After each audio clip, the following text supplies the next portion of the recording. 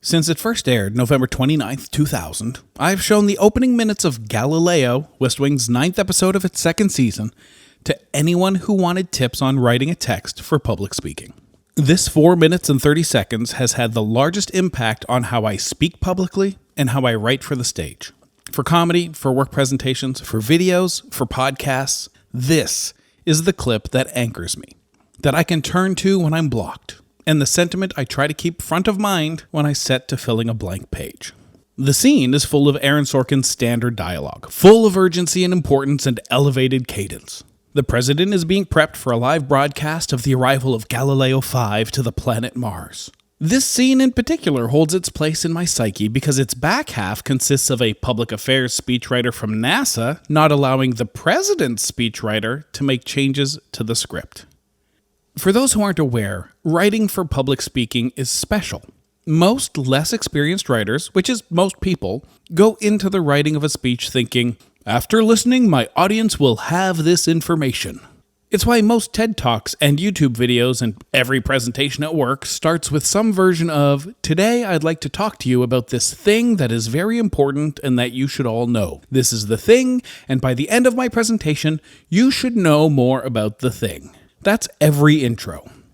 What Galileo 5 explains, what it taught me, and what I believe is more important, is that when writing for an audience, the sentiment should instead be, after listening, my audience will feel differently. Whether it be feeling energized, upset, passionate, whatever, the point is to affect someone. And that's what happens in this scene. We see the direct comparison. We see the standard run-of-the-mill speech with all of the relevant info, but it's uninteresting. It's just a list. And then we see the same information presented in a way that speaks to the breadth and beauty and importance of the event. It's the same info, but now I, as the audience, care. And the most beautiful part of the whole scene is that everyone involved is intelligent, off the charts smart, and they all know they're smart, but they disagree, and that makes for some incredibly fun interactions. You see, the first speechwriter works for NASA. The second speechwriter works for the White House. They're not idiots, but they don't see eye to eye, and that's what made it fun to watch. And as much as I learned about speechwriting from this scene, it also reminded me what I love about an Aaron Sorkin script. This scene is just one of thousands of scenes from Aaron Sorkin projects, TV shows, movies that lives in my brain rent-free. The president in West Wing condemning God in Latin for the death of a dear friend. Brad Pitt and Jonah Hill hammering home the importance of getting on base in Moneyball. Jack Nicholson telling Tom Cruise that he can't handle the truth. 1,000 more.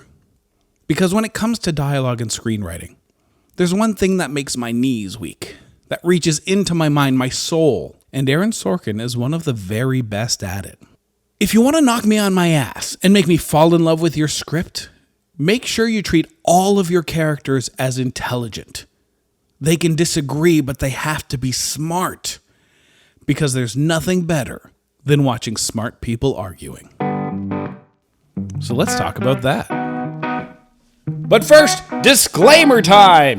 This is not a review show! I am nerd incorrect. I'm passionate, opinionated, highly subjective, and so many times incorrect. I have to repeat, this is not a review show. I'm not going to objectively weigh any piece of art on any merits. What I will do is explore the things that make entertainment beautiful and explore the art created for us to consume while we live our lives. Thank you for joining me while I explore the adventures we have from inside the house. I'm uncool, I'm the Urkel of everyone's Bill Murray. I've been broke in every sense of the word. And I keep chasing my next high score. Issues galore, I'm a walking, talking magazine. We all know that nobody reads. What's the use in words when they don't even understand me?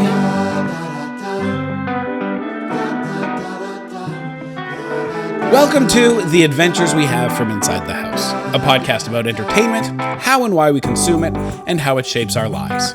And more importantly, a podcast that celebrates the things you like, even if nobody else does. My name is Tim Riel, and I am Nerding Correct, the boy who loves entertainment of every kind and always seems to fall in love with the properties in art that don't always follow the crowd. The amount of people who believe they are of above average intelligence ranges from 65% of people to 78%, depending on the study, which, if you remember any of your math, is pretty nearly impossible. I won't get into why it's not fully impossible, except to say it has to do with the kinds of averages you're talking about, the median or mean or mode, but my point is the large majority of people will believe they are one of the smartest people in the room. You've met these people, I'm sure, in your day-to-day. People who are clearly not intelligent, but seeming to believe they're so smart. And you'll roll your eyes at them, despite the irony of the judgment you've just made. Because it is ironic that you feel able to look at someone and believe they are less intelligent than you because you are one of the smartest in the room. The whole thing fascinates me, mostly because I believe I'm one of the smartest in the room. Watching someone being confident and undeterred despite being radically and woefully wrong or looking down on everyone as simple people always shakes me because I'm not special. And I believe we're all basically the same. And I feel the same as this person. And oh my God, what if I'm dumb? Or even better, or worse, what if nobody's dumb? Or everybody's dumb? Whatever the case may be, I am fascinated by the idea of a room full of people believing they are all the smartest in the room. Which should be obvious to everyone who knows what kinds of movies and TV shows to which I gravitate. My favorite TV shows, my favorite movies, they all have the same thing in common. Every character is written as a smart person. Every character believes they are a smart person, and sometimes they disagree, and they battle it out in a war of logic and rhetoric, subtle highbrow barbs, and the goal of changing their opponent's mind through sheer force of debate. I like these pieces of media because I like to think that I am able to hold my own in that room, that situation. So I watch with the smug, most likely incorrect assumption that I am just as intelligent. Because I am one of the 65 to 78%. If you've not experienced an Aaron Sorkin project, you may be getting the wrong picture of what an Aaron Sorkin script is. The idea is always that the people in the script are intelligent and well-spoken. But these aren't fact-filled educational romps through information. Every scene and every story is based on emotional response and current desire. It's just that the characters in the scene aren't dumb. They have different motivations and different goals. Allowing everyone to be smart, and more importantly, believe they're smart, leads to moments of courage, bravery, passion, because they're sure of themselves and can back it up. It also leads to the way more interesting idea that there isn't always a winner. Not the way the dumb husband comes out on top when he tricks his wife into his ill-fated but hilarious scheme on whatever multicam sitcom you're currently watching. There isn't always a resolution, not always a victor, and sometimes the winner is wrong, which leads to way more interesting ideas and emotions. Growing up, the TV landscape was filled with shows that featured one-dimensional characters like Dumb Dad that were written as slow and dim-witted, but the overarching sentiment was that audiences were dumb and slow-witted. Every character had to easily be put into a personality box because the audience couldn't possibly understand that the mean person might also be confused, or in love, or funny. Instead, they'd fill the scene with 5 characters.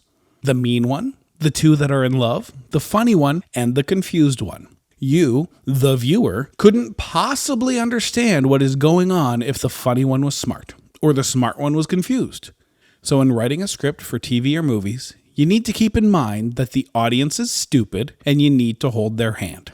So for many, many years, 2 characters would get into an argument about how they felt like the other didn't understand them, or weren't there for them, or wouldn't acknowledge what they had done, and the other would storm off angrily. Then, the angry person would sit down with another character, usually a precocious kid or a mature-spirited teen, and that kid would say, out loud, to a grown-ass adult, that maybe they should try to understand the other person. Be there for the other person. Acknowledge all that the other person had done. And this would end with the adult human being realizing for the first time that they should have considered the other person's position, which would then lead to the growth of the character. And that person would then say all of that again to the original person who, by the way, will say they had only been waiting for that apology and never having that issue again. You know, like in real life. All of this will, of course, be mixed in with asking the kid, how did you get so wise? And no real resolution to the problem. Just a resolution as to how they could probably communicate more in the future. It's frustrating to watch. You know that the writer's room decided that this episode was going to be about how to mend fences and that love conquers all. But they need to make sure that we, the audience, also get that. We need to understand that we should mend fences and that love conquers all. So the characters have to spell it out for us, lest we miss the message and the point. This hasn't gone away, of course. There's still an overwhelming amount of television written today that takes the audience is dumb direction on things.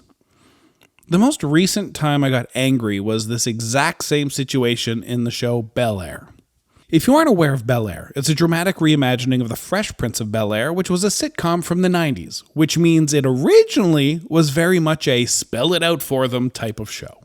But sitcoms get a pass, especially multicam, because that's just the formula. But even Fresh Prince played with nuance, subtlety, and truth of motivation. Bel-Air does too, but just barely. And because it's a modern-day drama, it has to contend with shows that came before it that didn't treat the audience as dumb. It's part of a new generation of television that should know better. In the particular episode I was watching, Will's mom, Vi, holds bitterness and a grudge against Aunt Viv because Vi was a single mother who helped Viv start her art career, which was later abandoned, and stayed in Philadelphia to care for their dying mother while her sister became unimaginably rich and abandoned Vi and her mother. Aunt Viv holds a grudge because Vi is always upset about that. This did make me very excited. This is real life. An opportunity for the writers to explore what it's like to love and feel beholden to a person who is narcissistic and selfish. Someone who will feel attacked when their own actions are presented to them. How a person can so obviously be wrong and still justify their actions, and then believe they're right, and that the other person is overreacting and wrong for even challenging them. They get upset because this person doesn't understand why it has to be this way. We've all met people like that. We have people like that in our lives. And the writers were teed up for an opportunity to really explore this aspect of Aunt Viv's personality. But they don't. Because they need you to know that Aunt Viv is one of the heroes of the show. And because of that, she has to come out on the right side of things. So instead, Aunt Viv isn't selfishly gaslighting Vi. Isn't convinced, as she had been at the beginning of the episode, that somehow Vi enjoyed being the strong one that carries everyone without help. Who doesn't need help? Who doesn't even want help? No. Instead, we're told she just didn't know she had abandoned her sister to do everything by herself. We find out when her son spells it out for her and she, I kid you not, starts listing the ways she failed Vi as if it's news to her. Vi took care of Mama alone. She took care of Will alone. She took care of me alone. And I never saw that. She really, really says that. And then she apologizes to Vi in a scene that could have been great, but to spare you the suspense, it wasn't. The pair apologize to each other, and the beef is quashed. After, of course, Aunt Viv says all of that again to Vi. But like I said, it could have been great, even after the after-school special scene that preceded it. A scene that, of course, ends with Aunt Viv, an adult person with life experiences and the intelligence and self-awareness to understand relationship dynamics, learning this brand new idea that other people have feelings from her son, and saying, as anticipated, how did you get so wise? The next scene could have been better. And more real, because it starts with Will talking to Vi about how Vi is going to need to be the bigger person because Viv won't be. But then Viv is. Because, of course, she's the hero. And she hasn't been narcissistic and selfish. She just didn't know. And Vi is okay with that. Gone is the defensiveness, the need to be right, the reasoning and arguments from before. Neither of them stand their ground on what the actual issue was. Not only have you been told exactly what is happening in this moment, but the moment itself is so simple and clear-cut. Everything is fixed because they now both understand each other. These 40 to 50-year-old women have finally realized that maybe they should take the other person's feelings into account, like in real life. Watching this episode brought me straight back to my childhood when every show did this. Party of Five, Picket Fences, X-Files, Chicago Hope, ER, Quantum Leap, The Practice. All of which I was a fan of, but all of which made sure that their point, the episode's message, was clear. Clear enough that a child would pick up on it. Watching these shows brings back the nostalgia of this style of writing, but it also highlights how simplistic the characterizations were. The good people were always good. The bad people, always bad. The dumb one was dumb. The awkward one was awkward, and every show was set up like the emotion characters in Pixar's Inside. But there have always been writers and producers that didn't think audiences were dumb. Writers who explored characters as if they were real people, with depth, nuance, contradiction, and several motivations. My favorite part of trying to find shows like that from this era is that all of them, just before release, were referred to as risky. The network was taking a chance. It was unlike anything on TV. It was a new kind of insert genre here. My first time hearing about a show that broke the mold was NYPD Blue from Stephen Bochco and David Milch, the latter of whom handled most of the writing. I wasn't allowed to watch NYPD Blue, not when it came out, because it had nudity and I was 12. But it was such a headline grabber that I was aware of it, and I knew that it was good. Entertainment Tonight would cover it a lot, talking about how the cast wasn't classically attractive, and that the characters were complex, that the show was going to win awards, and that it was challenging for viewers to watch. So the very first Tuesday night that I was asked to babysit my brother when my parents were away, I watched NYPD Blue. I don't want you to think that I was looking forward to great television and that I was searching for depth of character and complex emotional plot lines. I was 12. I was there for the boobs. But there weren't any boobs, not in this episode. What there was a kind of dialogue and story that I hadn't seen before. Everyone was smart. They all knew their job and they did it well when they wanted to. If they didn't do it well, it was a choice, whether through circumstance, frustration, stress, or fatigue. People didn't fail on purpose, and they didn't act against their own interest or against their established motivations just to move the plot along or make a point. Problems weren't solved, they evolved. Relationships didn't form and end from a single moment. They grew or fell apart over time.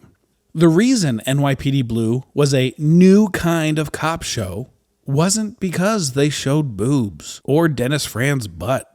It was because David Milch didn't think the viewer was dumb. Scenes played out. Conflict was explored with the knowledge that you understood why a person would do or say something. If someone lashed out irrationally in frustration and self-defense, we didn't have a scene explaining to the other person that this person didn't mean it and that they were just frustrated and defensive out of self-defense. And we didn't have the original person be okay with being lashed out at because they understand the other person is going through a tough time.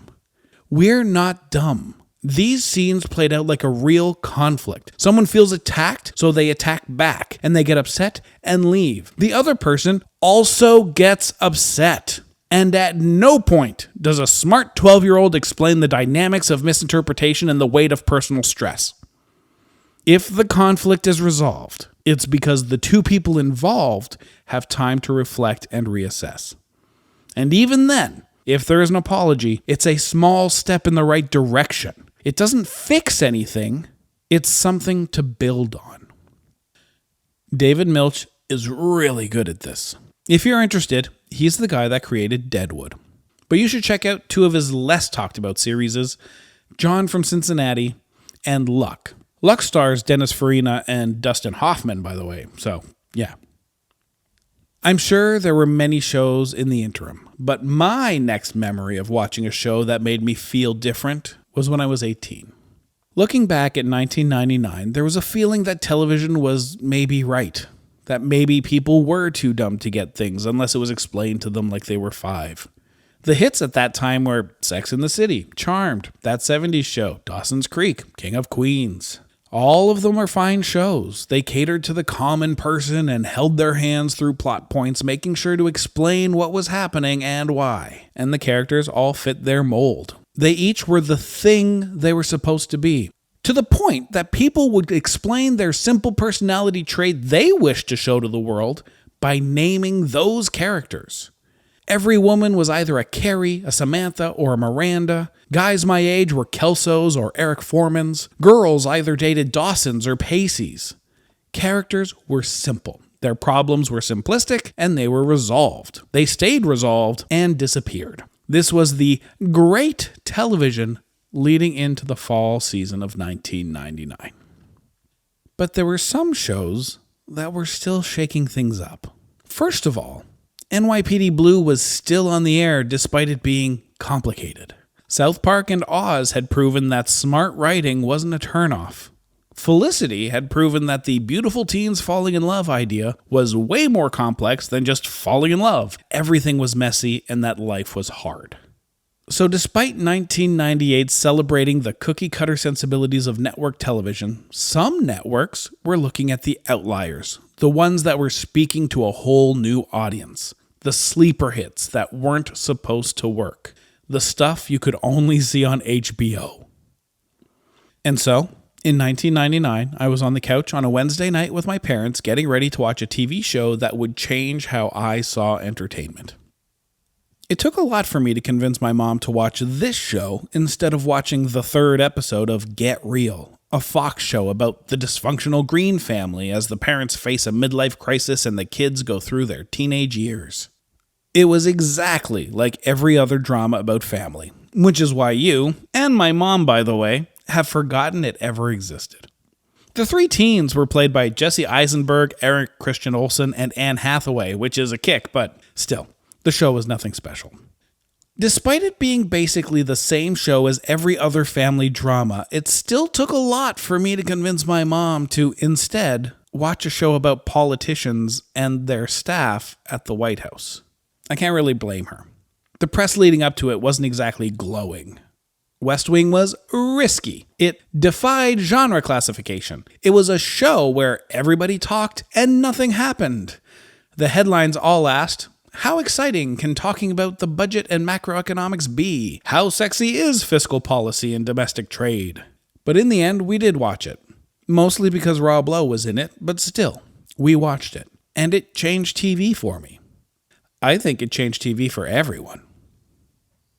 People were watching West Wing. People started enjoying watching smart people be smart. People started wanting President Bartlet to be their president. Audiences started talking about how good it was. And suddenly, the TV show about smart things became the show everyone was watching. Moral dilemmas on the show were talked about on the news and in households. Dialogues about decisions made by characters on the show were featured in newspapers. These characters, none of which were perfect, none of which were simple, they were watched weekly with rapt attention because people could see themselves, really see themselves in the struggles, in the successes, in the failures, in the mistakes. Aaron Sorkin, simply by treating his characters and his audience as intelligent people, had done what nobody on network TV had done since NYPD Blue. He let the audience figure it out on their own. He didn't hold anyone's hand. He didn't spell anything out. He just let the characters be real. And knew that you were also real and smart enough to understand why someone would do something or say something. And then they won the Primetime Emmy for Outstanding Drama Series, and for directing, and of course, writing, where Aaron Sorkin was actually nominated twice. They also won a couple for acting. I may be reading too much into it, but I think the success of a TV show that treats its characters as smart and complex, winning the hearts of critics and audiences, led to a shift in writing and definitely in networks looking specifically for writers who could deliver at this level. For writers that wrote complex, intelligent people with emotions. The very next year, Gilmore Girls from Amy Sherman Palladino premiered. Curb Your Enthusiasm from Larry David, Malcolm in the Middle from Linwood and Gluberman. 2001 saw Scrubs, 6 Feet Under, Alias. 2002 had The Wire and The Shield. 2003, Arrested Development, Nip Tuck, Dead Like Me. 2004, Lost, House, Shameless, Deadwood, Veronica Mars, Battlestar Galactica. Every year following West Wing, the standout shows were always about smart people. And they treated you like you were also smart. When I look at the culture shift since 1999 to today, when I hear the public discourse, I hear a lot of smart people arguing. I hear a lot of dumb people too, except those people don't think they're dumb. And that's complicated. Maybe I just didn't notice things when I was younger, or maybe I'm cherry picking my examples. But I think the shows and movies people want to watch are the ones that don't treat them like they're dumb. I think the shows that stand out, that shape our world, that inform our public consciousness, the ones that people remember and respect, I think they're about smart people, complicated people. They're about decisions and circumstances that can't be fixed in 40 minutes by a smart 13-year-old. These shows stand out because when you watch them, you feel smart. Because you get it. You know what the emotions are, that life, that people are complicated. You watch and you feel smart because the show treats you like you're smart. It's what I look for in a show. I want the characters and moments to be complex and reasonable and real. The situation, the context, the environment can be as outlandish as you want, so long as the characters and their reactions are rooted in very real emotional motivations of that character. The television landscape has changed, and you can see that network television still doesn't really get it. Turn on the TV, and you'll see that the biggest hits are Superman and Lois, Young Sheldon, 911, CSI Vegas, NCIS Hawaii, and Magnum PI. All of which are eclipsed by the reality lineup. Keeping Up with the Kardashians, America's Got Talent, The Bachelorette, The Masked Singer. All of which reek of an industry that wants to play it safe, program for the lowest common denominator, and believes that their audience is too dumb to get anything more complicated than a cop that tells you how the suspect was left-handed, or the mom who finally understands that maybe her sister did want help. Meanwhile, streaming platforms and cable channels are churning out shows that ask you to be smart. They're challenging and complicated, and they trust you to be smart enough to parse the narrative. Yellow Jackets, a multi-genre mindbender of a show that scares you as much as it frustrates you. Succession, an intense family drama about business and what it takes to be on top. Mayor of Easttown, a murder mystery that's more about the people than it is the mystery. So many more that elevate the idea that neither you nor the characters are dumb. Hacks, Kevin Can Fuck Himself, Atlanta, Winning Time, Minx, all of them wonderful and beautiful and challenging and, well, smart. All of them make me feel good about watching them. I'm never ashamed to say I watched any of them. They're not a guilty pleasure. I never have to qualify them the way I do when I watch The Rookie or Reacher or How I Met Your Father. I feel good about myself when the show I'm watching treats me like an adult. Some producers cater to the lowest common denominator. Some shows are made for people who won't get it or need help understanding. Some people need a kid to tell the adult how personal emotions work. And that's fine. I'll watch anything. I'll watch it and I'll roll my eyes or get frustrated at how lazy it is or how unrealistic. But I get really excited when a show understands that I'm not dumb. And on days where I need that, where I need to be treated like I'm not an idiot, you'll find me on the couch, absorbed in the words of Aaron Sorkin, Amy Sherman Palladino, Noah Baumbach, Paul Thomas Anderson. And I'll be happy. I'll be cozy, warm, smiling, and drunk from the joy of watching smart people argue.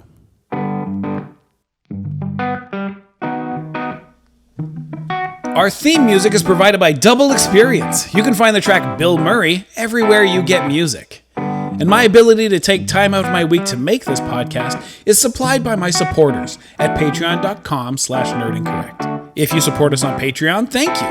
And because you do, you're listening to this episode a week before anybody else. And if you want to be part of that club, head on over to patreon.com/nerdincorrect, where you get early access to all our podcasts, an exclusive podcast, and so much more.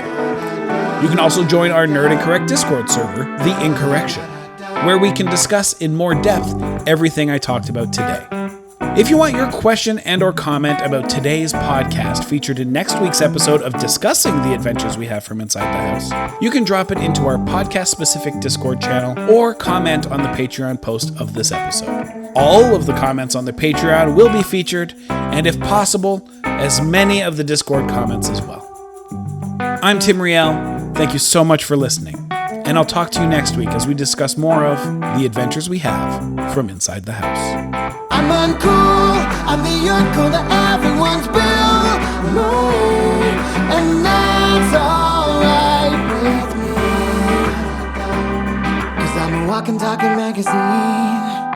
We all know that nobody reads, but what's the use in words when nobody understands me? What's the point of trying to be someone that I can't be?